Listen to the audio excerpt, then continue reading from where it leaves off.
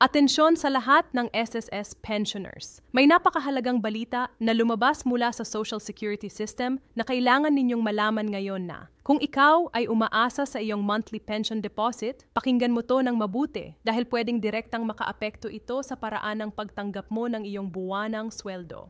Kamakailan lang, kinumpirma ng SSS ang isang malaking pagbabago sa kanilang banking rules. At alam mo ba kung ano ang ibig sabihin nito? Posibleng may mga pensioners na maaapektuhan at mabago ang dating sistema ng pagdeposit ng kanilang pensyon. Hindi ito biro mga kapwa Waco retires. Maraming tanong na tumatakbo sa isip ninyo ngayon. Tama ba? Ano ba talaga itong bagong banking rule? Sino-sino ang maaapektuhan? Kailangan ko bang magbago ng bank account? May kailangan ba akong gawin para masiguro na patuloy na matatanggap ang aking pensyon? At higit sa lahat, kailan magsisimula ang pagbabagong ito? Huwag mag-alala dahil sa video na ito, isa-isahin nating ipapaliwanag ang lahat ng detalye tungkol sa bagong SSS Banking Rule. Tutulungan ko kayong maintindihan kung paano kayo maaapektuhan at ano ang mga hakbang na dapat ninyong gawin ngayon para handa kayo. Kaya kung hindi mo gustong maging huli sa balita at gusto mong maprotektahan ang iyong pensyon, pindutin ang like button ngayon at samahan ninyo ako sa buong video na ito. Magsimula na tayo mga kaibigan. Bago tayo magpatuloy, gusto ko munang linawin na ang impormasyong ito ay hindi dapat ikabahala kundi dapat tayong maging handa at informed. Alam ko na marami sa inyo ang umaasa sa SSS pensyon bilang pangunahing pinagkukunan ng panggastos sa araw-araw. Kaya naman, napakahalagang maintindihan natin ng lubusan kung ano ba talaga ang nangyayari sa kasalukuyan. Noong nakaraang linggo, may official na memorandum na inilabas ang Social Security System na nagsasabing mayroon silang pagbabago sa banking protocols at procedures. Ang bagay na ito ay hindi basta-basta simpleng technical adjustment lamang. Ito ay may malaking epekto sa kung paano at saan ide-deposit ang inyong monthly pension. Maraming pensioners ang nagtaka at nagulat sa anunsyong ito dahil sa napakatagal nating panahon na sumusunod sa iisang sistema at ngayon ay biglang may pagbabago. Pero huwag tayong magpanik dahil nandito ako para ipaliwanag sa inyo ang bawat detalye. Una sa lahat, pag-usapan natin kung ano ba talaga ang dahilan ng SSS sa pagpapatupad ng bagong banking rule na ito. Ayon sa kanilang official statement, ang pagbabagong ito ay bahagi ng kanilang modernization program. Gusto nilang masiguro na mas mabilis, mas secure at mas efficient ang paghatid ng pension benefits sa lahat ng qualified pensioners sa buong bansa. Alam naman natin na sa panahon ngayon, ang technology ay patuloy na umuunlad at kailangan ng mga government agencies tulad ng SSS na sumabay sa modernong panahon upang mapabuti ang kanilang serbisyo. Ang isa sa mga pangunahing dahilan ng pagbabago ay ang pag-streamline ng banking partnerships nila. Sa nakaraang mga taon, ang SSS ay may partnerships sa iba't ibang bangko sa buong Pilipinas. Ngunit sa bagong sistema, meron silang tinukoy na specific accredited banks na magiging primary channels para sa pension disbursement. Ibig sabihin, kung ang inyong kasalukuyang bank account ay hindi sa cloud ng bagong accreditation system, malamang na kailangan ninyong magbukas ng bagong account sa isa sa mga accredited banks na itinalaga ng SSS. Ngayon, alam kong nagsisimula na kayong mag-isip ng mga tanong. Ano ba ang mga bangkong ito? Paano kung malayo sa akin ang branch nila? Kailangan ko bang pumunta physically sa bangko para mag-apply? Paano kung matanda na ako at mahirap ng maglakad-lakad? Lahat ng tanong na ito ay valid at isa-isa nating sasagutin habang nagpapatuloy ang video.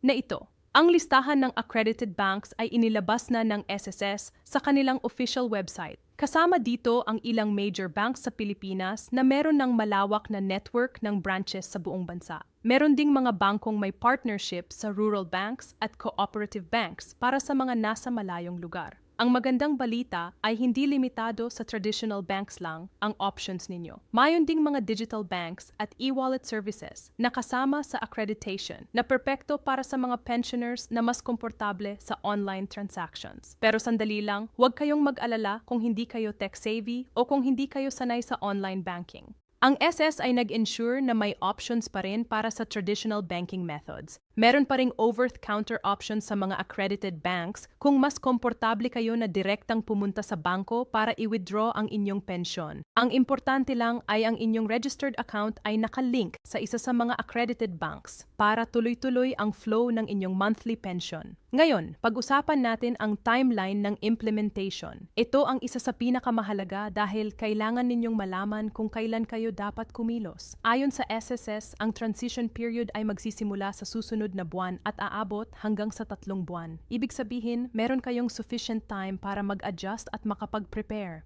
Hindi ito instant na pagbabago na mangyayari overnight. Ang SSS ay nag-implement ng phased approach para masiguro na walang pensioner na maiiwanan or hindi makakakuha ng kanilang benefits. Sa unang phase ng implementation, ang mga pensioners na ang accounts ay nasa non-accredited banks ay makakatanggap ng notification letter mula sa SSS. Ang letter na ito ay maglalaman ng lahat ng detalye tungkol sa kung ano ang kailangan ninyong gawin. Kasama dito ang listahan ng accredited banks, ang step-by-step process ng paglipat ng account at ang contact information kung saan kayo pwedeng tumawag para sa assistance. Kaya naman, napakahalagang regular ninyong check-in ang inyong mailbox o ang mailing address na nakaregister sa SSS para masiguro na makukuha ninyo ang notification na ito. Para sa mga pensioners na wala pang bank account or ang pensyon ay direktang kinukuha sa SSS branch mismo, ito ay golden opportunity para sa inyo na mag-open ng bank account. Ang magandang balita ay ang karamihan sa mga accredited banks ay nag-offer ng special packages para sa SSS pensioners. May mga bangkong walang maintaining balance requirement, walang opening fee at may free ATM card pa. Ang ilan ay nag-offer pa ng additional benefits tulad ng discounts sa partner establishments or higher interest rates sa savings. Ngayon, alamin natin ang practical steps na kailangan ninyong gawin. Una, i-verify ninyo kung ang inyong current bank ay kasama sa listahan ng accredited banks. Kung kasama, then you're in luck. Wala kayong kailangang baguhin. Ang pensyon ninyo ay patuloy na ide-deposit sa kasalukuyang account ninyo. Pero dapat pa rin kayong mag-verify sa SS na updated ang inyong bank information sa kanilang records. Minsan kasi may discrepancy sa database na pwedeng mag-cause ng delays sa pension release. Kung ang inyong bank ay hindi kasama sa listahan, ito ang kailangan ninyong gawin. Pumili ng accredited bank na convenient para sa inyo. Consider kung saan located ang nearest branch. Ano ang kanilang banking hours? May ATM ba sila na malapit sa inyong bahay at ano ang kanilang fees and charges? After pumili, pumunta sa branch at mag-open ng savings account.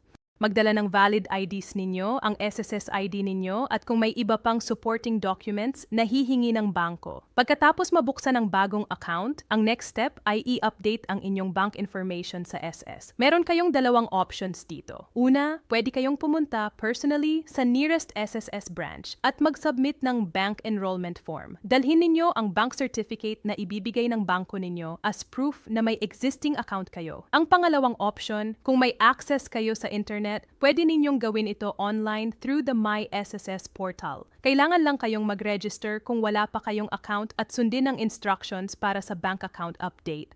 Ang importante ay gawin ninyo ito as soon as possible. Hindi kayo dapat maghintay ng last minute dahil baka mag-overlap ang deadline sa transition period at baka ma-delay ang inyong pensyon. Imagine kung ang pensyon ninyo ay dapat dumating sa March. Pero dahil hindi pa updated ang bank information ninyo, madidelay ito ng ilang linggo. Alam nating lahat na nakadepende ang maraming gastusin sa pensyon na yan. Kaya dapat tayong proactive at hindi reactive. Mayroon ding special provisions ang SSS para sa mga elderly pensioners na may limited mobility o sa mga may sakit na hindi na makalabas ng bahay. Kung kayo ay nasa ganitong sitwasyon, pwede kayong mag-authorize ng representative na gagawa ng proseso para sa inyo. Kailangan lang ng special power of attorney or authorization letter na notarized kasama ng valid IDs ng parehong pensioner at representative. Ang SSS ay nag-ensure na walang mapapabayaan at lahat ay may paraan para ma-accommodate ang kanilang needs. Pag-usapan din natin ang security concerns dahil alam kong maraming pensioners ang worried tungkol safety ng kanilang pensyon sa bagong sistema. Ang SS at ang accredited banks ay nag-implement ng multi-layered security measures para protektahan ang inyong account. May encryption ng lahat ng transactions. May two-factor authentication para sa online banking at may fraud detection systems na nakamonitor 247. Pero syempre, kailangan din ng personal responsibility. Huwag kayong magbibigay ng PIN o password sa kahit sino. Mag-ingat sa phishing scams at regular na i-check ang inyong bank statements para makita kung may suspicious transactions. Ang isa pang concern na naririnig ko mula sa maraming pensioners ay kung paano makakaapekto ito sa kanilang claims at benefits. Ang sagot ay walang pagbabago sa amount ng pension ninyo o sa frequency ng release. Ang nagbago lang ay ang mechanism ng delivery. Kung dati kayong tumatanggap ng pension every month, same pa rin yan. Kung ang amount ninyo ay 10,000, same pa rin yan. Ang banking rule change ay hindi related sa computation o eligibility ng benefits. Ito ay purely administrative at operational change para sa disbursement process. Para sa mga may pending loan application sa SS, may ongoing salary loan, huwag kayong mag-alala dahil hindi rin ito makakaapekto sa loan ninyo. Ang deductions from pension para sa loan repayment ay tuloy-tuloy pa rin. Ang net amount na ide-deposit sa inyong bank account ay ang same amount na natatanggap ninyo before the banking rule change. Walang hidden charges, walang additional fees, walang pagbabago sa net pension ninyo. Meron ding tanong tungkol sa mga pensioners na nasa abroad or overseas Filipino workers na retired na at nasa ibang bansa. Para sa kanila, meron ding special arrangements ang SS. May partnership ang SSS sa international remittance companies at overseas banks para masiguro na makukuha pa rin ng mga pensioners ang kanilang benefits kahit nasaan man sila sa mundo. Ang process ay medyo kakaiba lang compared sa domestic pensioners, pero ang principles ay pareho. Kailangan lang i-update ang banking information at i-coordinate sa SSS Foreign Representative Office kung saan kayo naka-assign. Ang customer service hotline ng SSS ay available para sa lahat ng tanong at concerns ninyo. Meron silang dedicated team na trained specifically para sa banking rule change concerns. Pwede kayong tumawag, mag-email o mag-visit sa kanilang offices para sa one-on-one assistance. Inirerekomenda ko na mag-schedule kayo ng appointment para hindi kayo maghintay ng matagal dahil expected na maraming pensioners ang magpupunta sa SSS offices sa mga darating na linggo. Importante rin na bantayan ninyo ang official communication channels ng SSS. May mga instances kasi na may mga scammers na sumasakay sa opportunity na ito. Meron ng reports ng mga fake letters na kunwari galing sa SS na humihingi ng personal information or banking details. Always verify kung legit ang communication. Ang SSS ay never hihilingin ng sensitive information through text, email, or phone call. Lahat ng official transactions ay dapat done proper channels. Sa pagtatapos, gusto kong i-emphasize na ang pagbabagong ito ay para sa ating ikabubuti. Yes, may initial inconvenience dahil sa adjustments na kailangan nating gawin, pero ang long-term benefits ay worth it. Mas mabilis ang pension release, mas secure ang transactions, at mas accessible ang banking services. Ng modernization ay hindi dapat ikatakot kundi yakapin bilang opportunity para sa better service. Kaya mga kaibigan, ang call to action ko sa inyo ay simple. Kumilos na ngayon. Huwag na maghintay ng last minute. I-check kung kasama ang inyong bank sa accredited list. Kung hindi, mag-start na ng process ng paglipat. Kung may tanong kayo, tumawag sa SSS o pumunta sa branch. Mas maaga kayong mag-prepare, mas peaceful ang transition ninyo. Huwag ninyong hayaan na ang proseso na ito ay maging dahilan ng stress o anxiety. With proper preparation at understanding, ito ay magiging smooth process para sa lahat. Salamat sa pakikinig at sana nakatulong ang video na ito para mas maintindihan ninyo ang SSS banking rule changes. Kung may natanong pa kayong hindi nasagot dito sa video, ilagay sa comment section at tutulungan ko kayong makahanap ng sagot. At huwag kalimutang i-share ang video na ito sa inyong kapwa pensioners para sila rin ay makapag-prepare. Hanggang sa muli, ingat kayong lahat. M.